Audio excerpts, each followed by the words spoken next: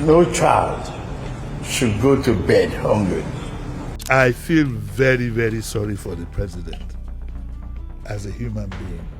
Look at the political map of West Africa. For over 60 years, France held absolute power over its former colonies. This vast territory included Mali, Burkina Faso, and Niger.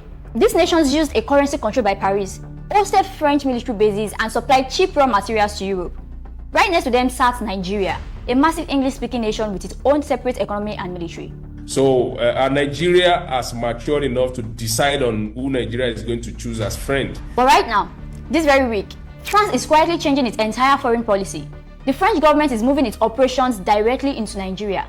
Could this be a desperate geopolitical rescue mission by French President Emmanuel Macron? Let's get into details. But before I continue, like and subscribe to our YouTube channel. Nigeria is still to determine what is the spirit and the money behind all these insurgencies or all these killings that we have in the north. France has steadily lost influence across several of its former African colonies. Now, some analysts argue that Paris is looking to strengthen ties with countries like Nigeria as it adapts to a changing regional landscape. To understand why Nigeria has become increasingly important, we need to look at what happened in the Sahel between 2022 and 2024. For decades, France maintained significant political, economic, and military influence in parts of West Africa through a system often referred to as Franc-Afrique. French-linked companies were heavily involved in uranium mining in Niger and other strategic sectors across the region. This is argued that while valuable resources were exported, many local communities saw limited benefits. That influence was challenged by a series of military coups. First, Assimi Goïta consolidated power in Mali. Then Ibrahim Traoré took control in Burkina Faso. Finally, Abdurrahman Chiani seized power in Niger. This government formed the Alliance of Sahel States, ended military cooperation agreements with France, expelled French troops, and restricted several French media outlets. Niger's uranium exports to France were disrupted, while the new government sought greater control over strategic resources. At the same time, they deepened security ties with Russian-backed forces, including the Wagner Group, and expanded cooperation with Chinese companies on infrastructure projects. By 2026, France's influence in much of the Central Sahel had been significantly reduced, marking one of the biggest geopolitical shifts in West Africa in decades. When a country loses influence in one region, it naturally looks for new partnerships elsewhere. That helps explain French President Emmanuel Macron's diplomatic push in Africa. In May 2026, France co-hosted with Africa Forward Summit in Nairobi alongside William Ruto. Holding a major France-Africa event in an English-speaking country highlighted Paris' efforts to broaden its partnership beyond its traditional Francophone allies. The move came as France faced growing competition from Russia and China and declining influence across parts of the Sahel. But while attention focused on Nairobi, French officials were also deepening engagement with one of Africa's most important economies, Nigeria. For Paris, strengthening ties with Abuja has become a key part of its strategy for maintaining influence in a rapidly changing region. This brings us to Nigeria.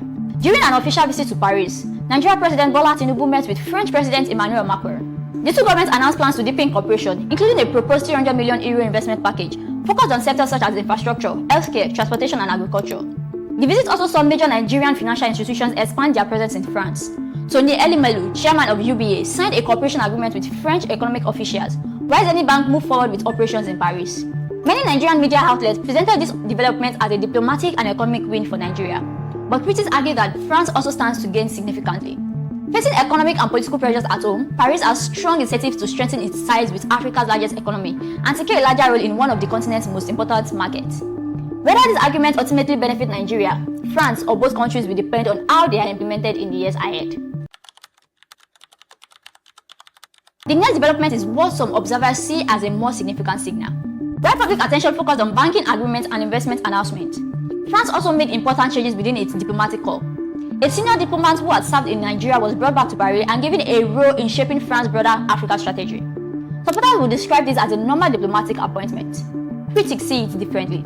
They argue that France chose someone with deep knowledge of Nigeria's political, economic, and security landscape because Nigeria is becoming central to Paris' new approach to Africa.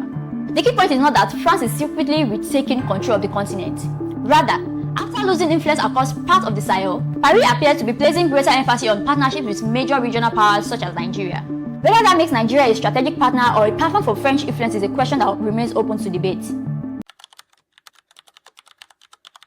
The broader argument here moves beyond economics into security and geopolitics.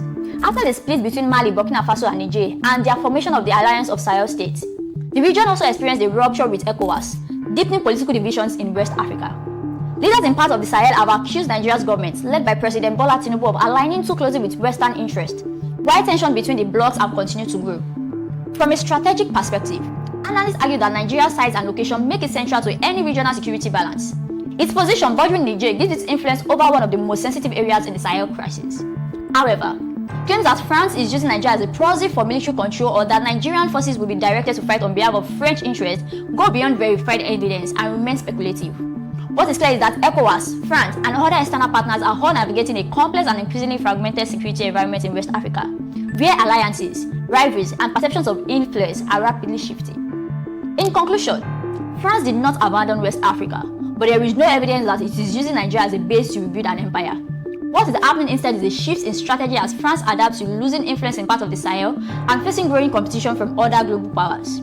After Mali, Burkina Faso and Niger formed the Alliance of Sahel states, France was forced to rethink its approach to the region. At the same time, tensions increased between the Sahel bloc and ECOWAS, with Nigeria remaining a key player in regional diplomacy and security discussions. Nigeria sees these partnerships as opportunities for investment, trade, and financial expansion. France, meanwhile, sees Nigeria as an important economic and political partner in West Africa. Both sides have interests they hope to advance through closer cooperation. Whether Nigeria ultimately benefits from this agreement will depend on how they are managed and whether they serve the country's long-term interest. This situation is less about empire building and more about shifting alliances, economic interest, and competition for influence in the changing Africa. What is your analysis of this situation? Is the Nigerian government making a smart economic move for survival, or are they walking directly into a geopolitical trap? Write your opinion in the comment section below. If you want more detailed factual theories into the politics shaping Africa, click the like button, subscribe to this channel, and turn on notifications.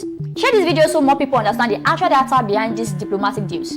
Thank you for watching. Bye for now.